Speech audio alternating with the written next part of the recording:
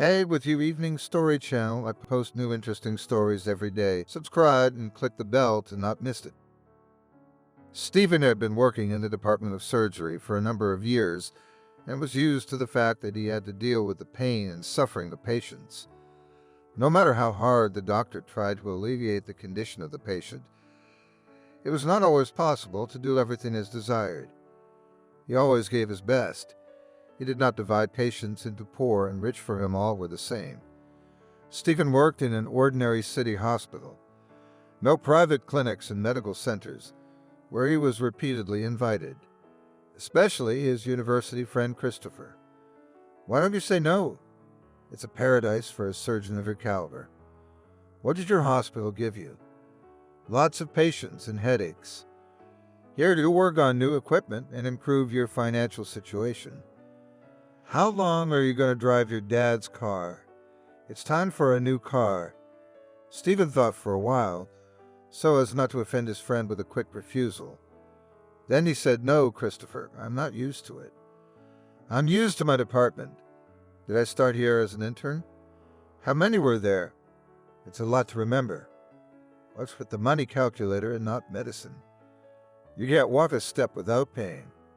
And the car? I like it. So you don't get used to luxury and remember who you really are." After this answer, Christopher always wrinkled his nose and shook his head. Frankly speaking, he did not like Stephen's point of view. He thought of everyone and everything but himself. Christopher knew from every paycheck. He helps the orphanage and homeless shelter. For Stephen, little orphans have always been a sore subject, as well as people forced to live on the streets. Many of the young surgeon's colleagues and acquaintances did not understand this, and sometimes even condemned. And their worldview did not fit how, living from paycheck to paycheck, you can still help someone. And some of them began to doubt Stephen's honesty, suspecting him of taking bribes. Although they themselves later realized that it was all just nonsense, Stephen never accepted offerings from grateful patients, no matter how much they insisted and pressed on the painful callous. At home, the young doctor had a beloved wife waiting for him, who shared his views. Camille, never annoyed by the fact that her husband does not give her mink coats and does not take her to restaurants on weekends. As an orphan growing up in an orphanage, she was accustomed to make do with little and did not demand the impossible. The couple had been married for 10 years, but only now heaven gave them the opportunity to feel like parents. Camille had been unable to get pregnant for a long time, and when she was desperate, a real miracle happened. By this time, Stephen was already seriously thinking about taking a baby from an orphanage. But fate decided everything in its own way, making the young parents a truly royal gift.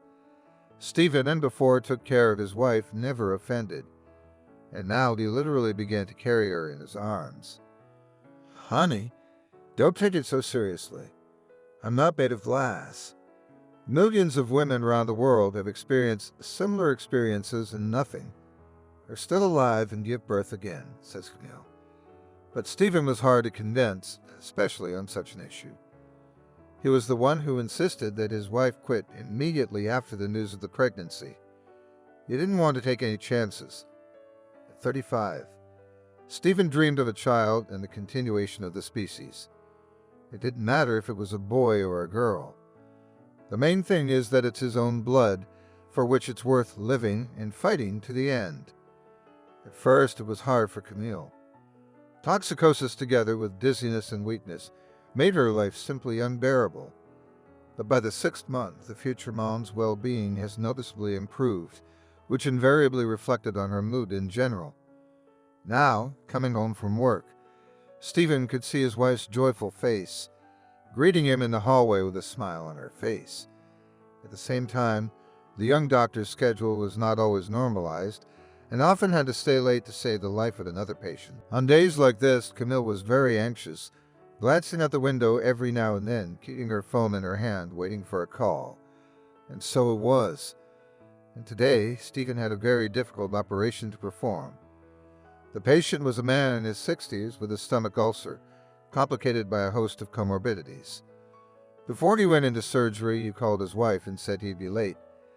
Well, that's just the way it is. I just made your favorite roast in the oven. Well, that one with potatoes, onions, and cheese with a grudge, Camille remarked. Honey, don't worry, please. The surgery is standard, though complicated by several factors. Yet if I don't make it in time for dinner, I'll be sure to have a treat a little later. That's it. Kisses off. Stephen wasn't feeling well. But what could he do? Work is work, especially when a patient's life and health were at stake.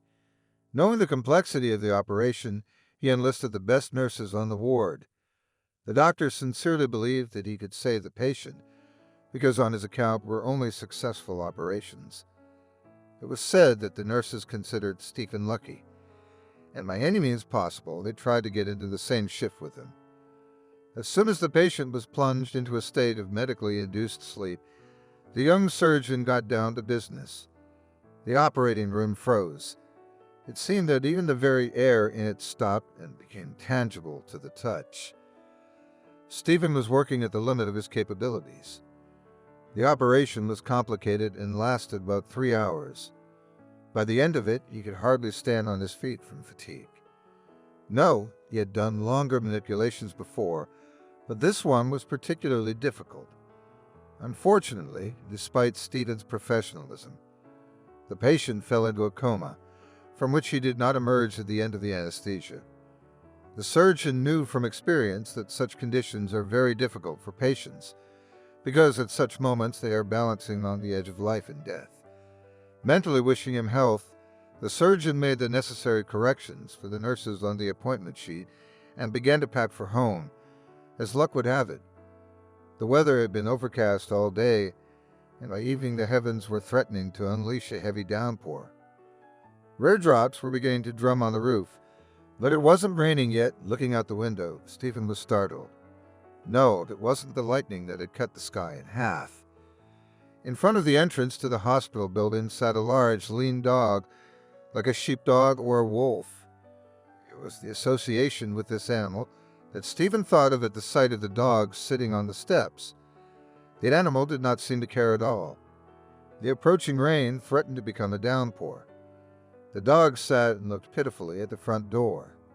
Strange, how interesting. Where had he come from? Stephen asked aloud. At that moment, a nurse who was passing by obligingly answered Stephen. So this is the dog of the same patient that you operated on. As he slipped into a coma, he's been here for half the day. You just haven't seen him. Stephen looked at the dog with respect and marveled at his loyalty. How did he find the hospital? How did he know that his master's operation was being performed in this building? Miracles, indeed. Meanwhile, the weather outside the window was getting worse and worse. Sharp gusts of wind bent the branches of the trees, as if trying to bend them to their will. Heavy drops fell on the hot asphalt, like miniature bombs filled with heavenly moisture. But the dog sat still, and apparently intended to stay still even in the pouring rain. Stephen looked at him again and involuntarily experienced a feeling of pity. When exactly the master would come out of his coma, only the Lord God could know, and he is known to have his plans for each of us. I couldn't help answering now. If he freezes, he'll get sick. And who will treat him when the owner himself is fighting for his life? Stephen thought and mentally made a decision. Going outside, he approached the dog and cautiously asked him, "Hello, friend. Do you mind if I take you with me and bring you back here tomorrow? Again, I promise to share a delicious dinner with you. Camille, you know how my brother cooks. It's delicious." Or rather, pause. The dog listened to Stephen attentively, as if he understood every word the doctor said at the mention of food. His tail twitched a little, and his ears instantly flared like a sheepdog's. "Shall we go? I don't live far away. If we hurry, the rain won't get us wet," Stephen suggested again. The dog obediently stood up and barked softly, tentatively. "Come on, let's go. Why are you dragging?" Stephen smiled and pulled his head into his shoulders in the penetrating wind and headed toward the center. The dog ran after him, not a step behind. Stephen didn't know his nickname, but it didn't matter much at the moment. The dog behaved calmly, as if he had been walking through the city streets all the time. Stephen picked up his pace, hoping to get there before the rain came, and the dog jogged on. Fortunately, they were in luck. As soon as Stephen opened the front door, a flurry of rain fell behind him. Seeing her husband, accompanied by a huge dog, Camille shuddered and involuntarily took 2 steps back. "Don't worry, honey. He won't bite. He's a very well-mannered dog. I'll take him in for foster care. I wanted a dog since I was a kid, but my mom was allergic to animals." Stephen said on the doorstep, "Oh, you're so handsome. What if his owners are looking for him?" Camille asked, embarrassed. Stephen smiled. "No, I'd operated on his owner today, but unfortunately he fell into a coma. There's no telling when he'll come out. I hope for the best, though." At that moment, Camille looked at the dog and noticed the edge of his collar peeking out from under his thick fur. "Look, there's a name tag attached. What's your name?" "Oh, you're a midshipman with a serious nickname." The dog looked at Camille with a displeased look and then growled. Stephen immediately stepped between him and his wife. He wanted to nip the conflict in the bud. "Come on, what are you doing?" "It's Camille. You know, she makes some delicious meatballs. I'm sure you've never tasted them." The dog relaxed visibly and wagged his tail. Soon Stephen went to the kitchen for supper, remembering to set his portion in front of the midshipman. The dog ate it in one sitting, from which Camille concluded that the dog was very hungry. The midshipman did not refuse the refill. In fact, he even licked Stephen's hand in gratitude. The doctor was as happy as a child. After a late supper, the midshipman went to bed by the front door and caused the owners to associate him with a watchdog. He's a good one, of course. He's just a little strange. He looks to me like a wolf, and my heart goes to my heels, Camille said. He'll get used to it, and then maybe the master will wake up. His body is exhausted. Still, he has strength. God willing, he'll pull through. After a day's work, Stephen fell into a clammy, anxious sleep. But Camille, no matter how much she tried to sleep, could not. She tossed and turned in bed. She tried to find a comfortable position where her baby would be most comfortable. But no sooner had she closed her eyes than she heard a distinctive thump, the sound of claws clattering on the floor. She looked closer and froze. A few meters away from Camille, the midshipman stood staring at her. What does he want from me? And why is he looking at me so warily? She thought anxiously. There was a mute reproach and condemnation in the dog's eyes, as if Camille owed him something. Feeling uncomfortable under the midshipman's gaze, she rolled over onto her other side, trying to forget the whole thing as quickly as possible. And in the morning, everything was normal again. In Stephen's presence, the dog behaved calmly and showed no signs of aggression. But as soon as he went into the other room, the midshipman immediately began to growl at Camille. "What am I going to do with you? That's no good at all," the woman whispered. Of course, she realized that their guest would soon go to work with Stephen. But what would happen in the evening? Would he growl at her again? "All right, I'll get over it somehow. It's no big deal," she tried to reassure herself. Meanwhile, Stephen dressed and kissed her on the cheek and went to work. The midshipman immediately followed, realizing that the doctor was going to his master. The dog did not enter the hospital building. Like last time, he sat down near the entrance and waited, shaking his head. Stephen opened the door and was almost immediately confronted by the nurse on duty. "Oh, Stephen, how good of you to come. I have some very good news for you. Your patient has regained consciousness." "What? Was he in a coma?" "Can you believe it?" Stephen was ready to kiss the nurse on both cheeks. But of course he didn't. Instead, he went to the room of the man whose life was saved at the cost of incredible efforts. As it turned out, the patient's name was John. In the past, he had been a prominent engineer, but now he was retired, although he worked part-time, sometimes on the side, and made drawings for future metal structures. When Stephen told John about the midshipman, His face immediately brightened. It was a good dog. Half-breed. Wolf genes in the blood. Because of that, Ensign hardly ever barks and very rarely wags his tail. My daughter Emily brought him to me, always traveling on business. She's been looking for him up north. Stephen felt awkward at the mention of her daughter. Was she so busy that she had not even found time to visit her father in the hospital? The midshipman, small though he was, had a grudge against her. He said she'd abandoned him. Then he got used to me, of course. But when he sees Emily, he gets nervous, as if she betrayed him. The midshipman stayed with her daughter for 3 months, until she brought him to me, John added. Then he reached for the bedside table, from where he immediately pulled out someone's photos. There she is, you see, a beauty in her own right. Stephen took the picture with interest and stood still. His face had turned pale and his lips had formed a solid line. "What's the matter with you, doctor? Aren't you feeling well?" "Comfortable?" asked John, but Stephen was literally speechless with astonishment. The fact was that Camille was looking at him from the photograph.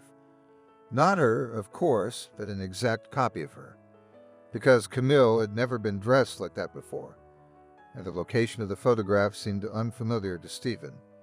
It's probably a completely different city. God, how could this be? Still not believing his eyes, exclaimed the doctor. John did not immediately realize what was going on. How did you know? He blushed to the roots of his hair. The truth was not as pleasant as he would have liked. Many years ago, his wife gave birth to twin girls. The joy of childbirth knew no bounds, but the joy was premature. On that day, the region was hit by the strongest hurricane cyclone, which de-energized a good half of the city. By all rules, maternity wards should have been powered from a separate line. But as luck would have it, this line also failed. When the problem was fixed, it turned out that one of the twin girls was missing. A massive search turned up nothing, and the girl had vanished into thin air. Everyone realized that she had been stolen, but by whom and why, it remained unclear. A few years later, investigators came upon one of the midwives, suffering from a nervous disorder. She confessed that she stole the baby out of a desire to spite the management of the maternity ward and the woman in labor. Unfortunately, the midwife did not say a word about the fate of the newborn, because in the midst of the interrogation went into a frenzy and began to talk nonsense. Since then, Evelyn and John began to bring up their daughter Emily, trying not to rekindle the past associated with her missing sister. Only now did Stephen realize why the midshipman had growled at his wife Camille. Despite the dog's scent, he saw his former mistress in front of him, who had left him in his father's care. Stephen didn't know how Camille had ended up in the orphanage. She had probably been carried there by a demented midwife, cleverly disguising her nervous disorder. Actually, it didn't matter so much anymore. After all, according to John, his daughter Emily was due at the hospital any minute now. With a smile, Stephen took his smartphone out of his pocket and dialed his wife's number. "Good to see you, sweetheart. Listen, if you're not too busy, would you be so kind as to come to my work?" Stephen's calculations proved correct. As it happened, the twin sisters found themselves in the room almost simultaneously looking at each other in amazement. They shifted their gaze to Stephen, who had prepared a perfectly logical explanation for them. It took the doctor about half an hour before the sisters began to understand anything. John could not hold back the tears when Emily and Camille both recognized each other. At this point, Stephen tactfully left the room. He headed for the midshipman, still waiting for his master to appear for him. The doctor had his own news, which was no worse than what he had told sisters Emily and Camille.